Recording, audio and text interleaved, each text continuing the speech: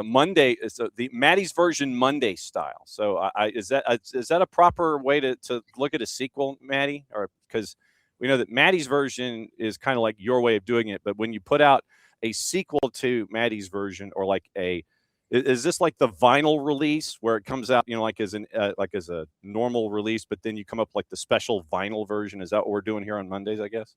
I mean, I always go with like like musical theater where like you have the initial song and then you have the reprise. So I feel Okay. like maybe that's what it would be. Sorry if Okay. you can't tell, I sound like I smoked 10 packs a day because the voice is gone, guys. Well, kind of. It's fine. Yeah, it was a long and crazy weekend for us. It was the 2's yesterday, and we will talk 2's while you are here. And it was Atlanta United, and you and I were inside the Kia studios at 92.9 The Game, and everybody could listen there on the Odyssey app. And we were getting into the discussion about probably at the top of the hour. It is, and me being the literal person that I am, we got a 5 stripes don't stop tweet. They didn't even wait till 9:30. I mean, literally it was like 9:07. And we get the 5 stripes don't stop tweet. And I was trying to figure out, okay, it's a river and there are 2 bridges and there's a paper plate that's in front of everything and it's just kind of blocks it. And I'm thinking, is that having to do with the eclipse? And me being the literal person that I am, as I was telling Ricky Ricardo, Ricky had it figured out. And it's River Plate. And I'm like, oh.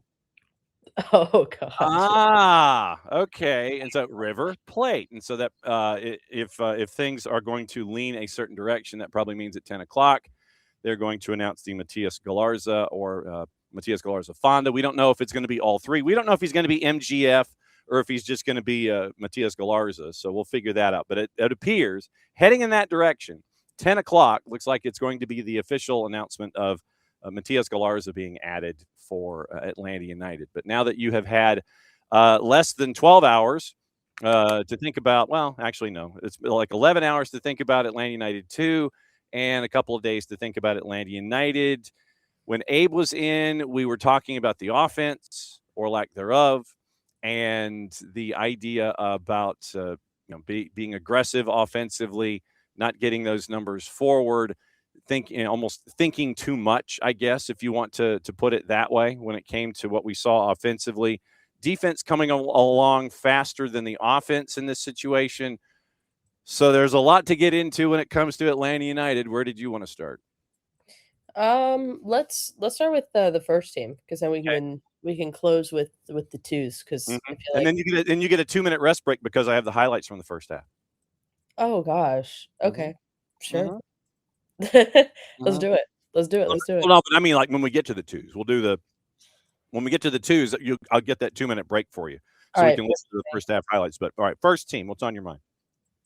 Um, yeah, first team, I think for me, yeah, I mean, it was not what I think we wanted to see. I know for me, I wanted to see, I think the team continued to build off of what you saw against Cincinnati, and that didn't happen. And to say what Mike and Jason said, it kind of felt like a regression. It Mhm. felt like, you had built a decent baseline against Cincinnati, and I really did. I thought the performance was actually pretty solid for Atlanta in the home opener.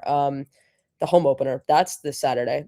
In the season opener. I felt like you had a little bit you were able to build a little bit more. You saw the pieces connect a bit in Cincy, and then in San Jose, it just kind of I don't know what I honestly don't know. I it's simple as that. I don't know. I think it was very weird getting to, see that. And that was one thing that stuck out to me. And I mean, there's really that. I mean, I did think when you saw Alexi Mhm. check in, and even Tristan too, I would say I think that when they checked into the matchup, I felt like it got a little bit better to like build a little bit. I felt like you had those pieces maybe helping a tad. But I mean, at that point, there's not a whole lot you can do there, and it still just felt kind of disjointed at the time. I said it to you on post game. I don't know if it's an idea of, in the first half, it just all felt really hesitant. Like it was like overthinking passes, overthinking moments in the game. And I don't know if that's just, you're getting in your head because you're trying to still figure out this system. You're still trying to get things going.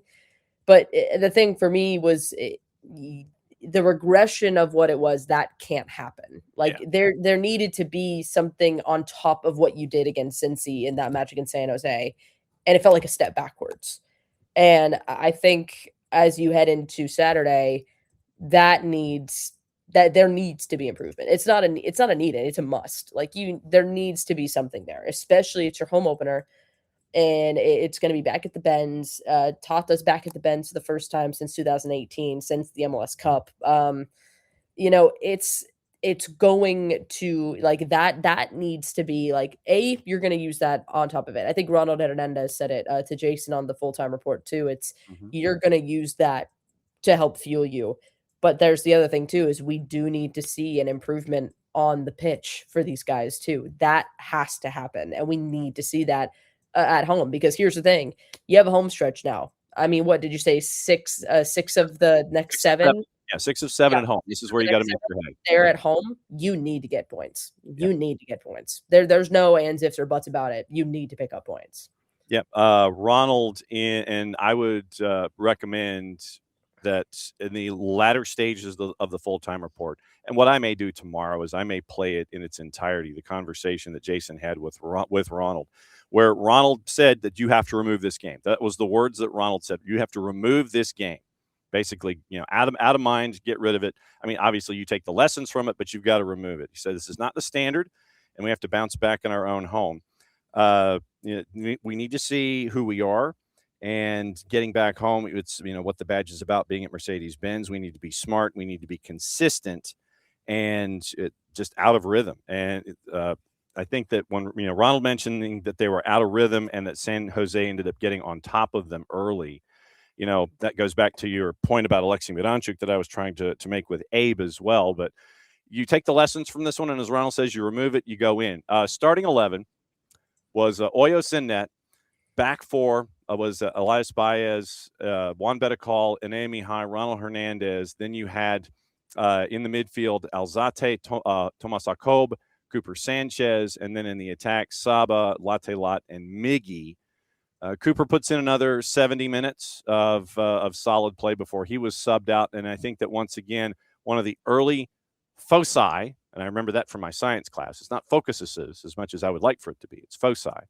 Tomas Jacob continues to impress, 2 for 2 with another great performance in the midfield for Atlanta United. Yeah, I think Tomas has been a really, really excellent addition to this team. And I think his versatility is already one that gives you just a leg up. I mean, we saw him in that matchup kind of switch a couple areas too. But I think for me with Tomas, I like his recovery runs are fantastic. His speed is incredible. I think it was Jason who said it on the call. He like, you think that the ball is going to get away from Tomas, but he has just long legs that he's able to get there quickly and he's able to save it.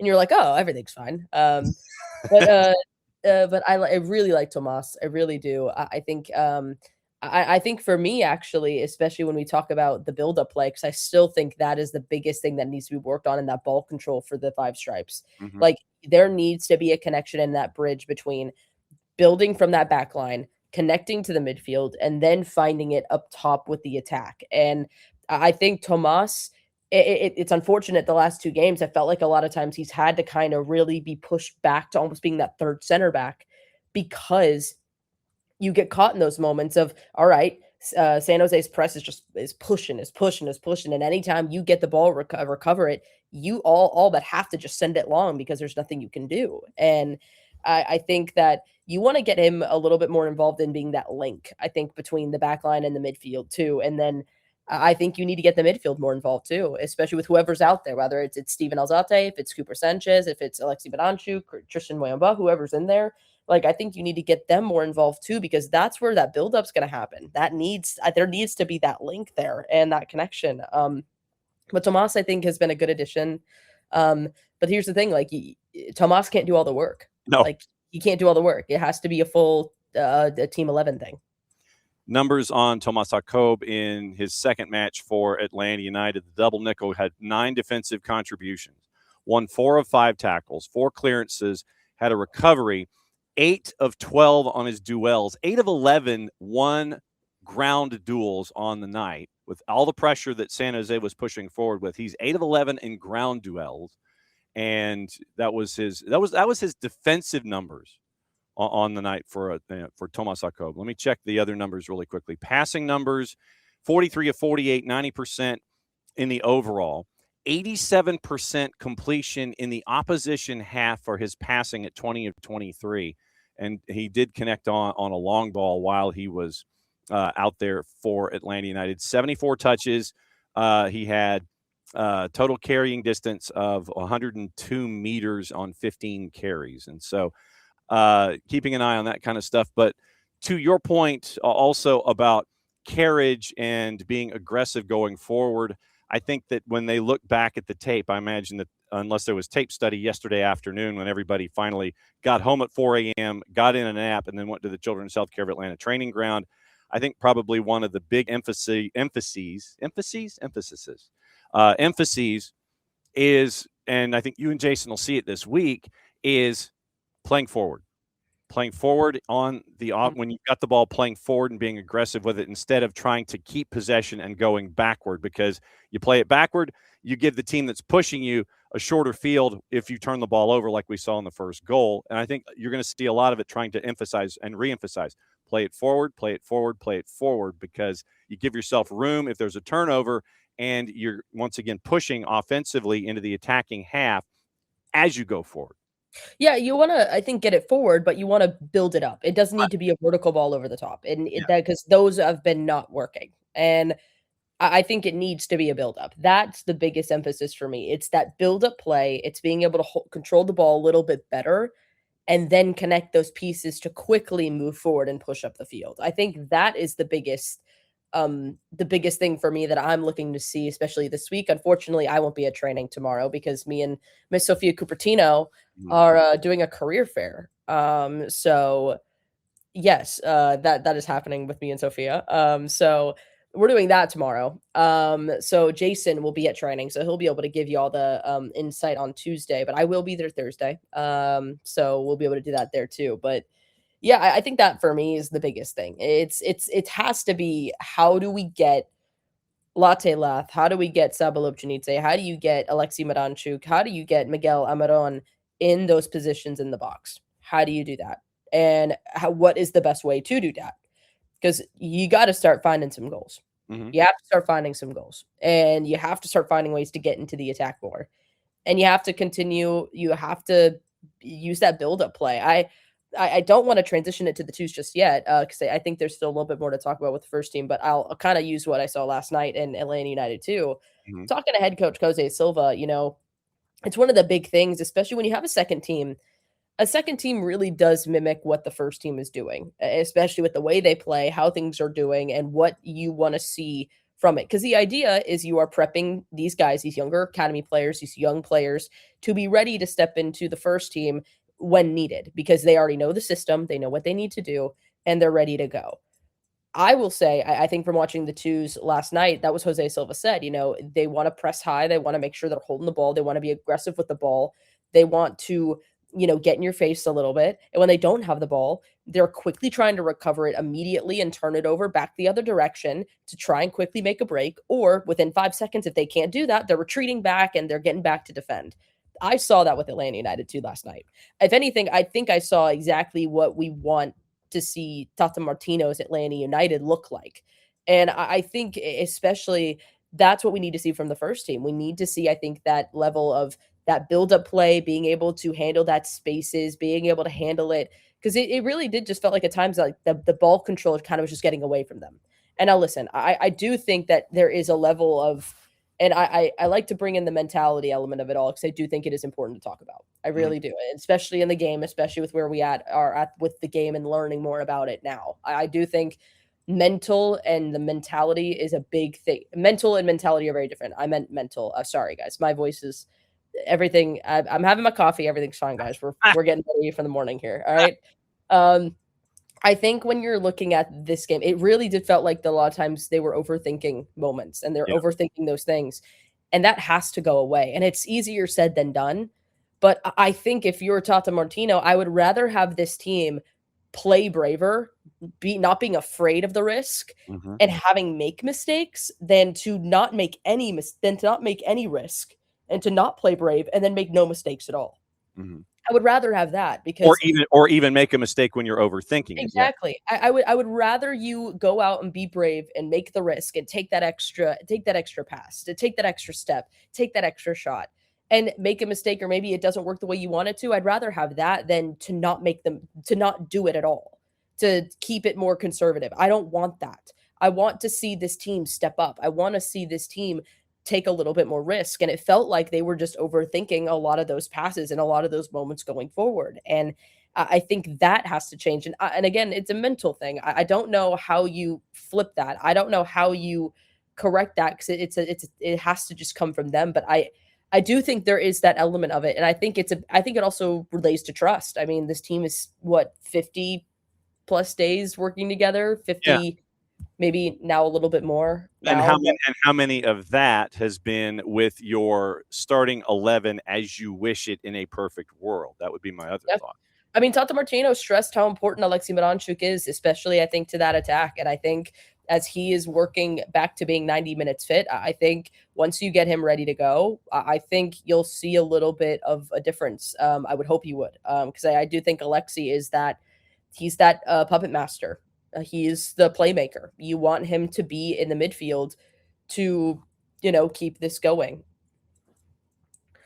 All right. You want to get what else is on your mind with Atlanta United, or are we heading to the 2's?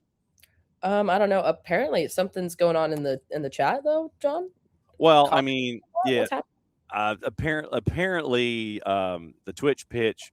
We have the high powers of the Twitch.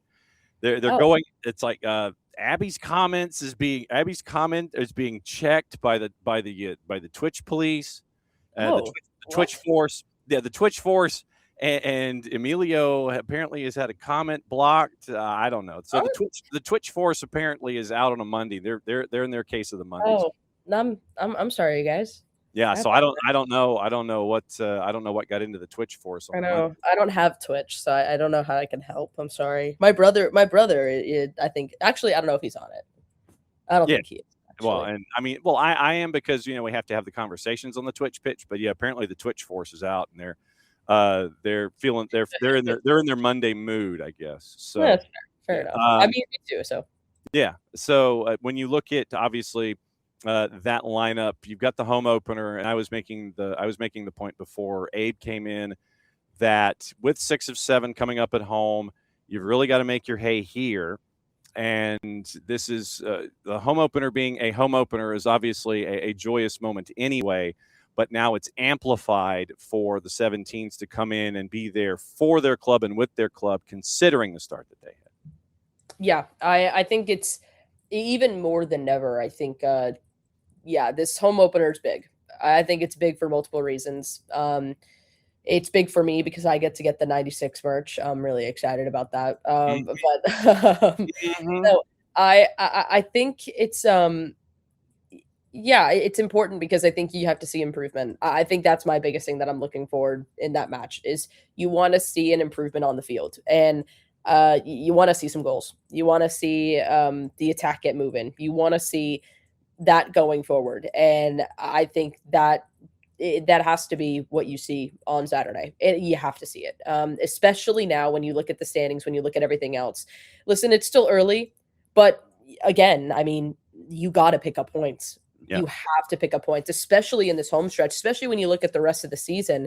You're going to have a stretch when you come back from the World Cup that, I mean, you're on the road for, 3 months? Let's see. Hang on. So you had to have me do that. All right. Sorry, I'm making John do work. I apologize. Yes, you are. Okay. Abby, it's correct. It is a manic Monday. It is. It is. So, I wish it were Sunday. I don't have to run day. All right. So with Columbus on May 24th, that's on the road. So the last home match Yeah. All right. So July, you have the 3 matches away in July. So after the World Cup break starts after the match on May 24th, and that is on the road at Columbus. But last home match is May the 9th when LAG comes to town at 7:30.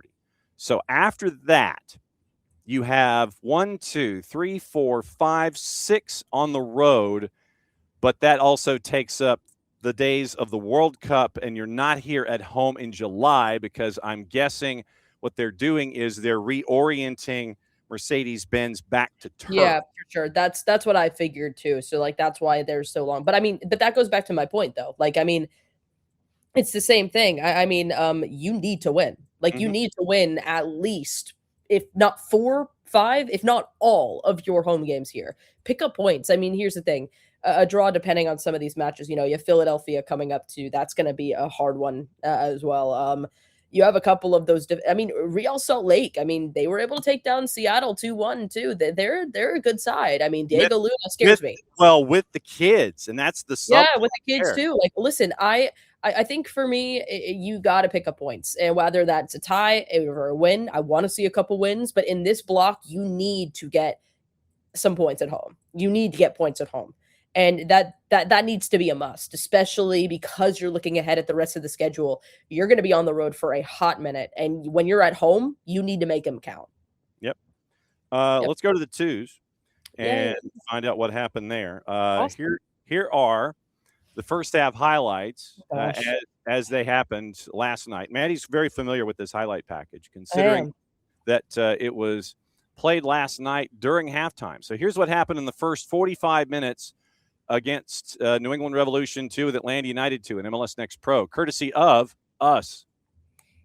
Able to connect to Daw in the box. He's brought down. A loose touch still. Tries the shot for New England. Jonathan Ransom coming in to collect. Brilliant goalkeeping from Ransom. Tried to play the overlapping run to Fakiesi, but Dunbar's able to win it back immediately from New England. Dunbar into the 18. He plays out. Liam Butts tries the shot, diving low. A brilliant save from the back line from New England to stop that run, because Liam Butts was right in line at the 6-yard box. Sent all the way back for Atlanta United 2. Chica sends it back to Ransom. Shinanu passes it up to Cibrian. Cibrian plays this ball through, was looking for Butts. Just didn't know if that ball was coming to it, but now Butts is pressuring Parisian. Almost a dangerous situation. Parisian let that ball get away from him as Butts was tracking forward, and that ball almost slipped into the back of the net, but it just hit the post, so it was still in play.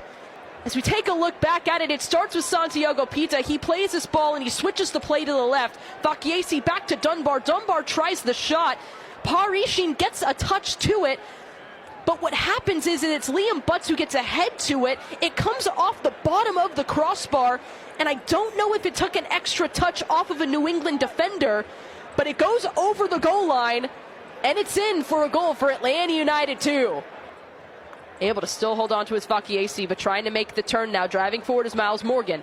He'll send this forward. Oyerwolf trying to make the turn again. Morgan plays that forward again. New England with a brilliant counter, trying to stand it up, sending that ball in. Diving save for Ransom.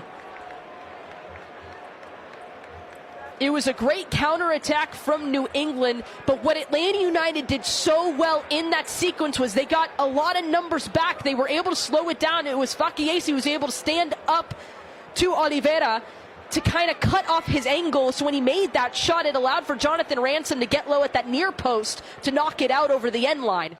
So that was 1-0 after 45. It ends up 1 after 90, and you end up with going to PKs. And I'm still of the Steve Cook school in PKs when it comes to MLS NEXT Pro. You know, you're there with a point, you get a point, and then if you win PKs, it's an additional point. But you have a starting roster with the average age of 19.9, and you had, I think it was 3 18-year-olds, a 17-year-old, and 2 16-year-olds in your lineup yesterday, and they are feeling like, you know, they're all, you know, droopy in the shoulders because they lose a PK shootout for an extra point when you focus on what happened in the 90 minutes. And so that's what you're looking at with MLS NEXT Pro. But the 2's, so average age of 19.9, that was only 4 numbers lower than the actual air temperature. Yes, it was and I explained it on the call. And I didn't have a chance to look and like watch it. The entire field up at Burn Stadium, like, I mean, they pushed the snow like maybe about like 2 feet away from the touchline. So there is a wall of just snow around the entire field. It was quite funny. It was quite funny. Yeah, so it was average age of 19.9, air temperature 23 degrees. Yep. The wind chill was 15. Yep. And the snow drifts were at points. I think there was this one shot from the field level where the snow drift was taller than Jonathan Ransom. Yes. Yes, it was. Yes, it was. No, it yeah, listen, if it was cold over there, I mean, I couldn't tell. I mean, I wasn't there, so obviously I couldn't tell. But I mean, you couldn't tell from the performance. I think the 2's, I mean, they came out guns a-blazing, I think, in the first half. I think they were all on it. Even in the second half, too. Second half, I think New England took control a little bit more, but Atlanta never, I think, gave up. Atlanta never caved into New England's relentless pressure. Mm-hmm. They never caved in. Obviously, the goal that comes in, it's a really good set piece and a good diversion. Jono is able to get to the cross initially on the right, but then it's that follow-through on the far post, just unguarded there. It was Miles Morgan, and he's able to slot it home, and then it's tied 1-1. But even then, I mean, even after that, I mean, it was that relentless just push. And I like that this 2's team never gave up. They never gave in to that pressure, and it was Grady. I mean, listen, you saw a whole bunch of academy players step up. Hold on. I thought Shea Ifeaki did a great job last night. He was incredible. He looks like he's been playing 50-plus professional games already under his belt. I mean, he was incredible last night. I liked it because, again, like, he wasn't playing scared. He wasn't playing afraid. And I really like that from him. I mean, he was getting into tackles. He was getting involved in the attack. I really like some of our new additions to the 2's this year. Cameron Dunbar, I thought he was incredible up at the attack. Liam Butts as well. He was the one that helped created the goal for the 2's in the 24th minute. And then Enzo Dovolo. I mean, I've seen him in the SoCon Championship when they played Furman last year. And I think he's an incredible player. I really liked his style, his flair, and he showed it last night. He did another back heel, and I honestly think we need to come up with a nickname for him with his back heels because it's getting ridiculous. But yeah, it's I really like the performance. It's unfortunate, you know, that end of regulation, you know, it's the 1-1. And listen, if we could get Steve Cook from Lexington to talk about the penalty shootout again. Listen, I agree. I mean, listen, I firmly agree with this as well, especially with MLS NEXT Pro. I understand why you do it. You want to pick up that extra point. It makes sense. I completely understand it. For me, though, with it, I don't think a result should be tainted for a team based on what happens in the penalty shootout. I don't think that should be the thing. And if I'm the 2's, I don't want to look at that as the thing. I think for me, what I'm looking at is in that second half, you know, how do we flip the field again? How do we flip it back to our ways? And it felt like at moments, I think that pressure from New England kind of got away. I think it is kind of the same story of what happened in Cincinnati a little bit for the first team. I think that maybe they got a little bit lost in steam a little bit, especially going all force going forward. I think the cold might have played a factor too. You probably get a little bit of a chill because you're like, oh, okay. Now the cold's actually starting to hit me a little bit. Other than that, I mean, I thought it was a really solid first performance for the 2's. And listen, I'm pumped about going to Athens for the home opener this weekend on Sunday. It's going to be a lot of fun, and we'll have all the coverage on soccerdownhere.net/listen. I'm excited to be play-by-play for that again as well. I'm pumped for it. It's going to be fun. But hold on. Actually, I do want to say I'm reading the comments. I did see this, Airborne. I did see this. Like, apparently, Danny Rojas from Ted Lasso is going to be signing for El Paso in the USL. Yeah, Cristo Fernandez, he's working out for Locomotive. I don't know if this is a work of a certain degree or if Cristo is in fact serious about trying to be a part of the roster in the USL Championship, but they've got a week to figure out their roster, and apparently Cristo is doing workouts, so we'll see where it goes. That would be awesome. Wait, hold on. Is El Paso would they be in the Open Cup? Oh, let's see. Are they in the Open Cup? Oh my gosh. If we get to see, I'm going to freak out. This morning, right now. USL Championship Open Cup. Hang on. So if I could spell Open Cup, I would have the opportunity to let you know. Let's see, 2026 Open Cup USL Championship. So, hang on. I think all of those teams are in it. It's just trying to figure out when they roll out. Yes, they're playing Laredo Heat March the 19th at PEG Energy Stadium All right. in Open Cup for 2026. But yes, to answer your questions, so the starting lineup, by the way, for the 2's, and Bart Keel is going to join us bottom of the hour, and we're also kind of waiting for Five Stripes Don't Stop. All right, so starting lineup for Atlanta United 2. Jono Ransom in net. It was backline, Fakiesi, Daniel Chica, Matthew Sananu, and Ilan Ettinger, the 2 6s, Didi Cibrian, Aiden Torres. In the attack, it was Dunbar, Santipita, Dovlo, and Liam Butts at the top. So your backline of 4, for those that have not had the chance to consume the information from soccerdownhere.net on your game wrap. Matthew Sananu, 14 defensive contributions, 11 clears, 3 blocks, 6 recoveries, and he won 2 duels. Daniel Chica, 12 contributions, 9 clears, wins 4 duels. Sei Fakiesi, 12 contributions, 9 clears, 6 recoveries, 3 duels. Ilan Ettinger had 6 different categories registered defensively, and he won 5 duels on the night. So that's your back line. And Jono Ransom, who had, I think, 7 saves at the end of the evening and an 8.6, according to our friends at SofaScore. 4 saves from inside the box. He had a successful run out, 7 saves in the overall. It was 12 recoveries for Jono Ransom on the evening, and then 63 touches.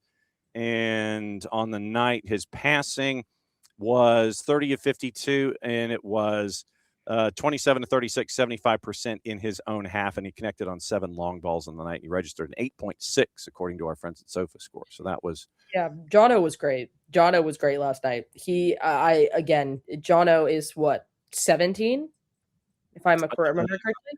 Let's see. Is he 17 or has he turned 18 yet? I don't know. I mean, my point still stands. 17 or 18. He looks like, again, like Shea Fakiesi. He's been playing for years professionally. 18. He turned 18 back 2 months ago. Basically. Yeah, I mean, listen, I also really did love that Jono was the one wearing the captain's armband. I love that. Leading this team, I think, from the back. I mean, one of the biggest things he said was, when we asked him last year was hey, what do you who do you aspire to be like? And he said Brad Guzan. He said Brad Guzan, and I mean, I couldn't think of a better person to look up to as well. I think for Jono last night, I like the way he commands the box. He's unafraid. I mean, and I say that a lot, especially when we talk about these homegrowns, when we talk about these players, but it really does reign true. I mean, Jono has such a read of the game too when he's in between the posts, because it's so easy when you see a ball come. I think about that ball in the second half. You see Jaden Daw running at you, 1v1 there. He's in your box. It's a split-second decision. You're trying to think, and normally I think a young keeper would maybe try to step back, maybe give a little bit more room to see where you can maybe try to find the save there. Jono takes it in his own hands. He meets Daw where he is, and he's able to get down low, and he stops the run. I think it's a smart play from Jono, and it's one where I like that you're seeing him take that moment and take it with the reins of it. And he's an incredible player, and he reads the game really well. And I'm really excited to continue to see him develop, especially as the season goes on. I mean, you got some young keepers back there. You got Jaden Hibbert, who's right behind Lucas Ojos on the first team right now. Then behind him, you have Jonathan Ransom, and then you have oh my gosh, James Donaldson. Yes, James Donaldson. And then you have him behind you too. You also have another one for the U16s as well. And again, I'm blanking on names. It's really early in the morning. I've seen them too. We talk about all the time that Atlanta United Academy is left back university. Ruben Clarkson, isn't it? Yes. Well, I mean, even then we all talk about left back university. I think we're also goalkeeper university too. Yeah. I mean, you look at the goalkeeper coaches we have, you have Parrish, you have Lucas Sharp, I mean, we're getting things going. Lewis Sharp, you got everything going over there. I mean, listen, I'm excited to see this 2's team continue to develop. I'm really pumped about it. I love the way that they're playing. They're playing like the protagonists. They're being the protagonists on the field. And I'm really excited to see them in Athens. If you guys can't come up to Athens, we're going to have the call for you on Soccer Down Here. So make sure you listen. You can also watch it on MLSNextPro.com or OneFootball. Sync it up. and we sync it up with us. That way you can watch it and enjoy us talking about the match too. We'll also have coverage from you that entire day, getting you ready for the matchup. Stay tuned on SDH this week. We're going to have some features, some other videos to go out to for the 2's as well. But here's my thing. I think as well, as you look ahead to the 2's, I mean, you want to get ready. If you can come to Athens, I believe, if I remember correctly, these matches are free for attendance in Athens. So if you want to come up to Athens and enjoy it and come be with us as well, and enjoy the chaos that is seeing the proving ground in a different location, come hang out with us in Athens. It'll be fun. It will. Please hold.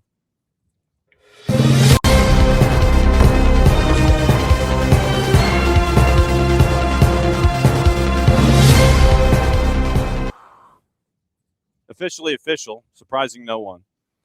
River Plate turns into Atlanta United announcing signing Matias Galarza on loan through the end of the fiscal year, June 30th, with a transfer option in the summer.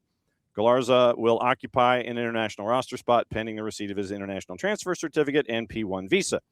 Quoting Chris Henderson, Matias is a talented young player who will add energy and intensity to our midfield, 24 years old, played in multiple big games in South America, both at the club and international level, recently helping Paraguay qualify for the 26 World Cup. Excited to welcome him to Atlanta. 151 professional appearances, 10+6 in all comps. First divisions, Argentina, Brazil, Copa Libertadores. 14 appearances for River Plate since joining the club in July of 25. Previously played for Talleres in Argentina, 5+2 in 68 matches there in almost 2 years. Won the Supercopa. 7 appearances in the Copa Libertadores, helping the team reach the round of 16. And so a 5'9", 24-year-old midfielder on loan through June 30th. And so if I remember the numbers correctly where Matias Galarza is concerned, it is $3 million for 50% of the pass, and it is based on performance metrics if he plays in half of the matches between now and the end of the loan. So I think it's 6 is the appearance number that we're looking at for Matias Galarza between now and the end of June. So Matias Galarza official. So he is Matias Galarza. He is not MGF. So I guess it will be just Matias Galarza when he is here. So new midfielder for Atlanta United. Yeah, I mean, I think you're looking for I think you're trying to round out, I think, with what you want to see from Tata's side. And I think this is one of the signings you want to see from that. I'm excited to see him play in that midfield, especially with everything shaping out. I think everything else with the loan too. I think you want to see what's happening here, and yeah, I'm excited to see him. I'm pumped about it. I have to do a little bit more research. Listen, my prep for Atlanta United normally comes like Wednesday-ish, and so basically I'm going to be taking. Honestly, it might actually start Tuesday, depending on everything else. I don't know, depending on my workflow this week, because. Listen, who knows? This is just me talking about my schedule for the week now on the morning show. So, speaking of your schedule, is Sophia taking her still camera with you? For picture day or for I actually don't know if Sophia's bringing her camera. It'd be kind of smart for her to bring her camera. Okay, I'll call her probably later today and ask. So okay, well, take your Marshall Island scarf and take a picture. They need a new one for their. We still got to figure that out. I think we want to do like an actual like photo like shoot type thing with that. So we're gonna work on it. It's a little bit busy right now, John, but we'll figure it out. Okay. All right. So the rest of the day for you is recovering and not talking. Yes. Yes, I mean, exactly. Well, I have to talk a little bit more for like 2-3 hours, but then after that, I'm not speaking. Okay. Okay. So go and do your things. Thanks as always for coming in on Mondays at 9:30. So it's Abe Gord. So here's your Mondays in season. If she's got a voice, Maddie comes in at 9:30 after Abe, who usually bats lead off, and then Bart comes in. We're going to have Bart come in about 20 minutes to talk about the WNT, hair pulling, Trinity Rodman, wins over Argentina. Everything that happened overseas involving Yanks. And we do have a new note on Weston McKinney and Juve, and we have to get into that. And we get into cards and calls, and a boatload of it happened in Philadelphia and NYC.